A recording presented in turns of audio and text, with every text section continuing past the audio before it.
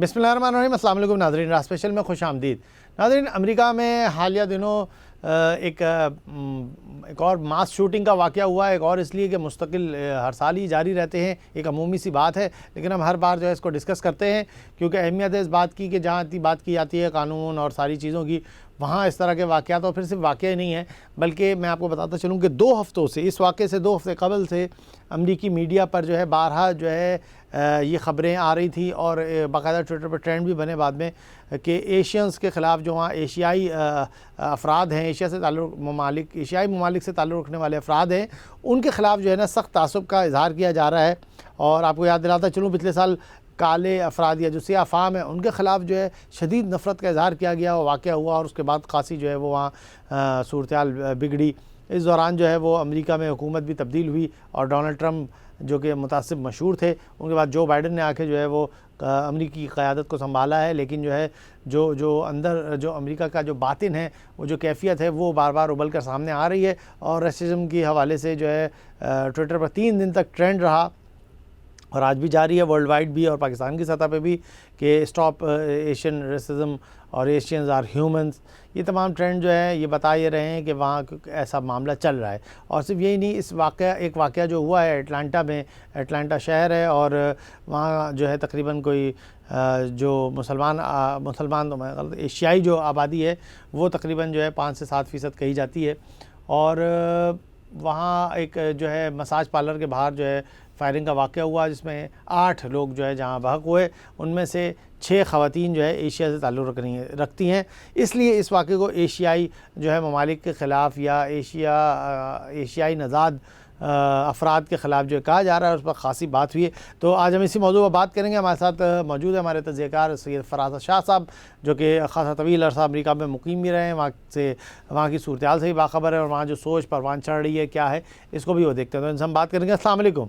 وعلیکم السلام۔ فراز صاحب، یہ جو امریکہ میں حالیہ دنوں واقعہ ہوا ہے ماس شوٹنگ کا اور اٹلانٹا میں جس طرح سے ایشیائی شہری تھے ان پر جو ہے وہ اس طرح کا وار ہوا ہے اور اس کے بعد پوری ایک فضا بنی ہے کہ جیسے ایشیائی افراد کے لیے امریکہ میں شاید رہنے کی کوئی جگہ نہیں ہے اور یہ سارا معاملہ ہے، یہ کیا چیز ہے، آپ اس کو کیسے دیکھتے ہیں؟ بھائی شکریہ آپ کا، آپ نے مجھ سے یہ سوال کیا۔ مجھے ایک بیک گراؤنڈ ہے، I lived for many years in the U S, تو اس سوسائٹی سے ایک واقفیت ہے، اس کی بنا پر میں آپ سے کچھ عرض کروں گا۔ میں آپ کو یہاں سے بات شروع کرتا ہوں کہ جب میں 1991 میں یونیورسٹی کے اندر داخلہ میرا ہوا وہاں پہ، تو میں وہاں گیا تو جیسے یہاں پہ ہمارے ہاں کبھی آپ فارم فل کرتے ہیں کالج یونیورسٹی کے یا کسی جاب کے لیے، تو اس میں ہم لکھتے ہیں نا کہ پروونس، کہ جی آپ بلوچستان سے ہیں، سندھ سے ہیں، پنجاب سے ہیں، کے پی کے سے ہیں۔ جی تو وہاں پہ مجھے ایک فارم تھا جس سے مجھے فل کرایا گیا، وہاں پہ اس میں لکھا ہوا تھا کہ آپ کی ریس کیا ہے، اور ریس میں آپشنز جو تھے اس میں تھے کہ are you white, are you black, اور you Indian, are you South Asian and all that. تو وہ ساری چیزیں میں نے دیکھی تو مجھے کہیں بھی ایسی چیز نظر نہیں آئی جو میرے پاکستانی بیک گراؤنڈ سے مطابقت رکھتی ہو۔ تو پھر میں نے جو خاتون وہاں بیٹھی اس سے کہا تھا کہ if you look at me, I am more white than anything else. So she said that then write white over there. تو میں نے وہاں پہ وائٹ لکھ دیا، مجھے اس کا پتہ ہی نہیں تھا کہ یہاں پہ اس کی بڑی اہمیت ہوتی ہے اور فارمز میں لوگ فل کرتے ہیں۔ تو یہ میں آپ کو ایک بیک گراؤنڈ بتا رہا تھا کہ اس سوسائٹی میں رنگ کی، نسل کی بنیاد کے اوپر ایک تفریق تو موجود رہی ہے، اور ہسٹری ان کی اس میں کوئی بہت اچھی نہیں ہے، خاص طور پہ افرو امریکن کے ساتھ جو وہاں پہ ہوا، غلام بنا کے لائے گئے، اور ایک پوری داستان ہے ان کی جو جس سے وہ گزرے ہیں، جس کرب کے عالم سے، اور ابھی بھی گزر رہے ہیں۔ ابھی آپ نے کچھ عرصے پہلے جان فلائڈ کا جو معاملہ ہوا وہاں پہ وہ دیکھا ہوگا، اور ہوتے رہتے ہیں کوئی نہ کوئی کہ پولیس نے کسی کو شوٹ کر دیا، اور وہ اس میں سے بہت سی چیزیں ریشیلی موٹیویٹڈ ہوتی ہیں، اور یہ صرف افرو امریکنس کے ساتھ یا نہیں ہوا، بلکہ ایک ٹائم یہ تھا کہ جب جاپنیز کے ساتھ، کیونکہ ورلڈ وار کی وجہ سے ایک ہیٹریٹ پیدا ہو گئی تھی، تو جاپنیز کو کنسنٹریشن کیمپس میں ڈالا گیا۔ اس سے پہلے انڈینز اس معاشرے میں، جو وہاں کے لوکل ریڈ انڈینز جن کو ہم ان سے جانتے ہیں، وہ اس طرح کے اس سے گزرے۔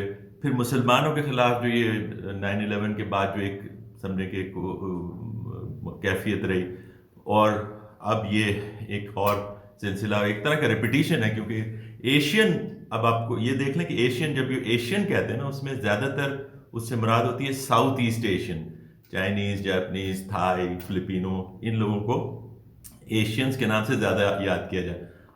جیسے ہمارا بیک گراؤنڈ ہے، ہمیں زیادہ تر وہ انڈین ایشین کے ساتھ، حالانکہ ہیں تو ہم بھی ایشین، لیکن جی ہاں، جی ہاں، یہ مکس چلتا ہے. زیادہ تر ایشین کا جب آپ بات کرتے ہیں تو وہ ویتنامیز اور تھائی لینڈ اور اس طرح کے ان لوگ، جاپنیز، چائنیز، ان کی طرف جاتا ہے. حالیہ دور میں، اب اس واقعے کی طرف آتے ہیں اس بیک گراؤنڈ کے بعد، حالیہ دور میں یہ جو ایشین امریکنز کے خلاف یا جو ساؤتھ ایسٹ ایشیا کے لوگوں کے خلاف جو یہ اس قسم کی تعصبانہ کارروائیاں ہوئی ہیں، اس کا بیک گراؤنڈ آپ کو زیادہ دور نہیں جانا پڑے گا. اصل میں یہ جو لیڈرشپ ہوتی ہے، یہ جو اوپر کے لوگ ہوتے ہیں، یہ ان کے بیانات اور ان کے نظریات ہی ہوتے ہیں جو نیچے تک پبلک کے اندر سرایت کرتے ہیں. بالکل.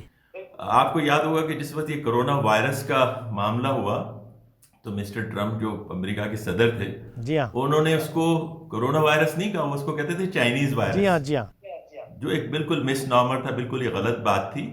اور ابھی تو تھیوریز بہت ساری ہیں. ایک تھیوری تو یہ بھی ہے کہ یہ ڈیفنس کی کچھ پروڈکشن تھی امریکہ کی اپنی، جی ہاں، جس کے ٹیسٹ کے لیے وہ ووہان لے کے گئے تھے اور وہاں سے وہ لیک ہو گئی. گاڈ نوز کہ کس وجہ سے ہوئی، لیکن اس کے پیچھے ایک ایتھنک کمیونٹی کا نام لینا، اس سے جو ہیٹریڈ لوگوں میں پھیلی، کیونکہ لوگوں میں تو ہر قسم کی ذہنیت کے رکھنے والے لوگ ہوتے ہیں، لیکن جب تک ان کو شے نہیں ملتی لیڈرشپ کی طرف سے، وہ اس قسم کے معاملات ہوتے نہیں ہیں سوسائٹیز میں. اور امریکہ میں انفارچونیٹلی لیڈرشپ نے اس قسم کی کمزوریاں دکھائی ہیں پاسٹ میں بھی اور اب بھی، جس کی وجہ سے اس قسم کے واقعات وہاں پہ زیادہ ہوتے ہیں اور ابھی تک ہو رہے ہیں. صحیح.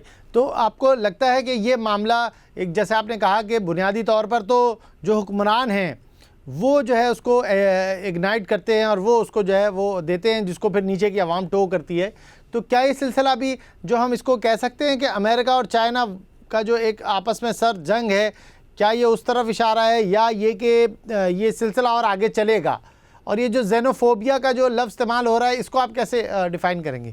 اچھا دیکھیں، اب یہ اس کو اس حد تک آگے بڑھا دینا میرے خیال سے اس وقت تو مناسب نہیں ہوگا، لیکن اگین یہ لیڈرشپ کی جو سمجھیں کہ ذہانت پہ اور ان کی نیک نیتی پہ منحصر ہوگا کہ اس قسم کا رنگ اس کو نہ دیا جائے. حالانکہ اگر دینا چاہیں تو اس طرح بھی دیا جا سکتا ہے، کیوں ایسا ہوا ہے پاسٹ میں. جیسے دیکھیے کہ مذمت تو کی ہے امریکی موجودہ جو بائیڈن جو صدر ہیں انہوں نے کی ہے، اور جو ہے وہ جو انسپیکٹر تھا جس نے اس گرفتار ہونے والے کے لیے کہا کہ ہیونگ اے بیڈ ڈے، اس کی بھی مذمت آئی ہے. جی بالکل ٹھیک ہے. یہ بہت ہی ظاہر ہے کہ وہ کیپٹن کی طرف سے تو اس کی پھر تحقیقات بھی ہوئی اور پتہ چلا کہ وہ خود بھی ریشیلی موٹیویٹڈ آدمی تھا، اور اس نے جو ہے وہ اپنے ٹی شرٹس جو پہنی ہوئی ہیں اور جو انٹرنیٹ کے اوپر اس کی جو کلپس وغیرہ ہیں اس سے پتہ چل رہا تھا. تو ایک تو یہ کہ سرکاری مشینری میں اور اتنی سینسٹیو جگہوں پہ جیسے پولیس ہے، اس قسم کے لوگ کیسے آ جاتے ہیں؟ کیا ان کی کوئی اسکریننگ نہیں ہوتی؟ کیا ان کے بیک گراؤنڈ چیک نہیں ہوتے؟ اور پھر یہ لوگ آ کے اس قسم کی باتیں کرتے ہیں، بیانات دیتے ہیں. یا جو فلوئڈ کے کیس میں وہ تو خود ملوث تھے. اسی طرح وہ ہم جب امریکہ میں رہا کرتے تو وہاں ایک مسلمان افریقن بچے کا مرڈر ہوا تھا، اس کو 42 بلٹس سے شوٹ کیا گیا تھا، اس کے پاس کوئی ویپن نہیں تھا، یہاں نیو یارک کے ایک محلے میں. تو اس قسم کے واقعات وہاں پہ ایسے لوگوں کے پولیس فورس میں یا قانون نافذ کرنے والی ایجنسیز کے اندر اگر اسکریننگ کے بغیر ایسے لوگ شامل ہوتے رہیں، اور امریکہ میں تو خاص طور پہ ریشیل ٹینشنز ہیں، تو اس کا بہت خیال کرنا چاہیے. میں امید کرتا ہوں کہ پریزیڈنٹ بائیڈن، دیکھیں ان کی اپنی کابینہ، ان کی اپنی وائس پریزیڈنٹ جو ہیں وہ ایشین بیک گراؤنڈ ہے ان کا، جی جی، at least partly. Kamala Harris جو ہیں، جی جی، تو اور یعنی جنرلی اسپیکنگ ڈیموکریٹس اس کو زیادہ وہ کرتے ہیں کہ اکاموڈیٹو ان کا بیہیویئر ہے دوسرے اس کو. لیکن بہرحال ایک را ہوتی ہے جس کے اندر لوگ بیٹھ جاتے ہیں، اور اس صورت میں تو آپ یہی دیکھ سکتے ہیں کہ ٹرمپ صاحب سے ابتدا ہوئی تھی. لیکن اگر اس کو وائزلی ہینڈل نہیں کیا گیا تو جو چیزیں آپ نے کہی ہیں، مثال کے طور پہ اگر آپ جوڑنا چاہیں چیزوں کو، ابھی کچھ دن پہلے جاپان کے ساتھ ان کی جو ایک مشترکہ بیان آیا، اس میں انہوں نے کہا کہ جی وہ چائنیز کو یہ ایگریسو بیہیویئر کو ہمیں روکنا چاہیے. اس کے لیے ایک کلب انہوں نے بنا لیا جس میں آسٹریلیا، انڈیا اور جاپان اور امریکہ ان کے ہیڈ ہیں. تو اس قسم کی فیلنگز اگر اور بڑھتی رہے گی، جیسے میں بتا رہا تھا کہ ورلڈ وار کے بعد جیپنیز کے ساتھ جو ہونا تھا، اور جیپنیز کے چکر میں کیونکہ وہ پہچانتے تو ہے نہیں، ان کو پتہ نہیں تھا کہ جاپنیز کون ہے، چائنیز کون ہے، ویتنامیز کون ہے. حالانکہ چائنیز یا ملیشینز جو تھے وہ تو خود اس وقت جاپان کی تسلط کے خلاف ایک وہ محاذ انہوں نے کھڑا کیا ہوا تھا. لیکن جب امریکہ میں جاپنیز کے خلاف یہ شروع ہوا تشدد اور ایسی کارروائیاں، تو اس میں یہ سارے لوگ جو بھی ساؤتھ ایسٹ ایشیا کے تھے ان سب کو وہ جاپانی سمجھ کے اور ان کے خلاف، جیسے مسلمانوں کے خلاف جب انہوں نے شروع کیا تو کئی سکھ انہوں نے، ایک سکھ تو ہمارے بالکل قریبی شہر میں وہاں مارا گیا تھا ڈیلس میں اس زمانے میں 9/11 کے بعد. تو ایک تو سینس نہیں ہے، اور اس زمانے میں تو بالکل نہیں تھا.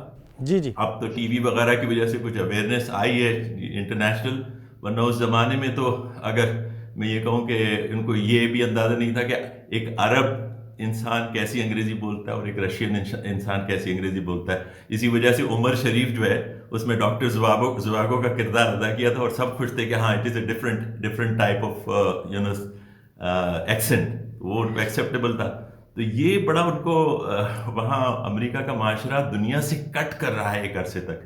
یہ ابھی ریسنٹلی کچھ یہ CNN اور جو اس قسم کے جو ان کے چینلز ہیں جو باہر گئے اور وہاں کی نیوز، خاص طور پہ گلف وار کے بعد سے، جب سے وہ دنیا کے دوسرے خطوں کو اور وہاں کے لوگوں کو کچھ پہچاننے لگے ہیں، لیکن ابھی بھی اس معاملے میں بہت پیچھے ہیں.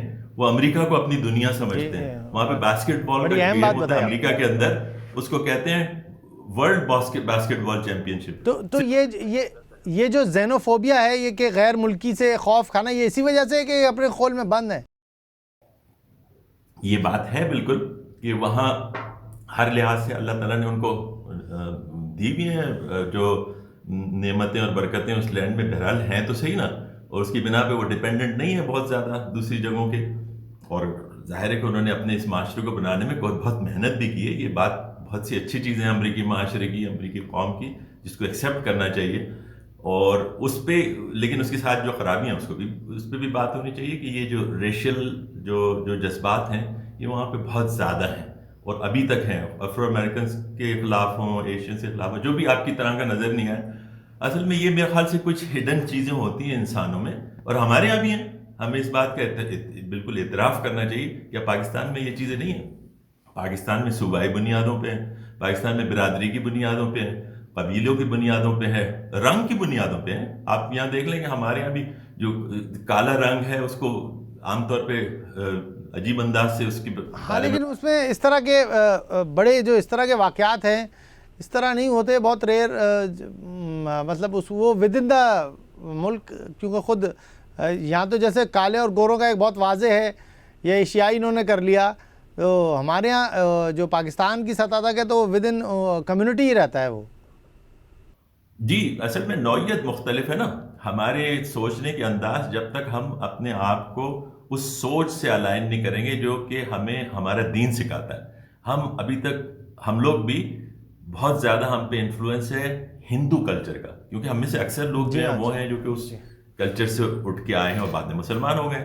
لیکن وہ جو ایک تفریق اس پورے یعنی ان کا پورا مذہبی ڈاکٹرائن جو ہے وہ اسی بیسس پہ ہے نا کہ انسانوں کے درمیان تفریق ہے، کوئی اعلیٰ درجے کا ہے، کوئی شیڈیول کاسٹ ہے. اور یہ تو رسول اللہ صلی اللہ علیہ وسلم کے زمانے میں بھی تھی، جس کو رسول اللہ صلی اللہ علیہ وسلم نے ختم کیا ہے کہہ کر کے کسی پر فضیلت نہیں. عربوں میں بھی تھا یہ معاملہ تفاوت کا، اور یہ عجم اور یہ پورا جو کیس تھا. اس کو بات آپ نے بہت درست کہی کہ ہمارا دین ہی وہ واحد جو ہے وہ سورس ہے موٹیویشن کی، کہ جو انسانوں کے اندر جو ہے اس فرق کو ختم کرتا ہے اور تقویٰ کو جو ہے معیار بناتا ہے. تو میں آپ کو بہت شکریہ ادا کروں گا فراز صاحب، آپ نے ایک بہت اچھی جو ہے تجزیہ بھی پیش کیا اور منظر کشی بھی کی اور حالات کو جو ہے ہمارے ناظرین تک پہنچایا بھی. اور اصل بات یہی ہے جو آخر میں آپ نے پیش کی کہ جو ہمارا دین ہے وہ جو ہے ہمارے لیے جو ایک سورس ہے، ایسی سورس ہے جو کہ ہمارے رب کی طرف سے ہے، وہی پر مبنی ہے اور نیچرل ہے، اور وہی ہے جو معاشروں کو استحکام دے گی اور انسانیت کو جو ہے نفرتوں سے نکال کر آپس میں جوڑنے اور ایک بڑے مشن یعنی اپنے رب کی بندگی میں لے جانے کا جو ہے وہ منبع بنے گی. اگر آپ اجازت دیں تو اس کے اختتام پہ 2-3 شعر علامہ جی، اقبال بالکل، کے بالکل. اس سے متعلق عرض کروں، اور جو نبی کریم صلی اللہ علیہ وسلم کی جو ہم بات کر رہے ہیں، جو انہوں نے اپنے زمانے میں اس وبا کو کس طریقے سے اس کا سامنا کیا اور اس کے خلاف جس طرح باتیں کی اور ہم تک جو تعلیمات پہنچی ہیں وہی ہمارا سروائیول ہے. اس سے دور ہوں گے تو ہم بھی اسی چکروں میں پڑ جائیں گے. تو علامہ اقبال کہتے ہیں، ہو سوچ مقامی تو مقدر ہے تباہی. واہ. وہ سوچ مقامی تو مقدر ہے تباہی، رہ بحر میں آزاد وطن صورت ماہی. رہ بحر میں آزاد وطن صورت ماہی، ہے ترک وطن سنت محبوب الہی. دے تو بھی نبوت کی صداقت کی گواہی. تو یہ مقامی سوچ جو ہوتی ہے نا، یہ تباہی ہے. اور یہ جو ایک گلوبل امت کا جو کانسیپٹ ہے، یہ ہے اصل، وہ ہے ہماری اصل. اگر ہم اس سے دور ہوں گے تو تباہی ہے، اس سے قریب ہوں گے تو ہمارے لیے عافیت ہے. بالکل. بہت شکریہ فراز صاحب. آخر میں ناظرین آپ نے اقبال کا ایک آفاقی پیغام بھی جو ہے سنا، اور یقیناً یہی جو ہے امت کا تصور ہے جو ہمیں زندہ کیے ہوئے ہے، زندہ رکھے ہوئے، اور یہی ہمیں آگے تک جو ہے لے کر جائے گا. اسی کے ساتھ اجازت دیجیے. اللہ حافظ.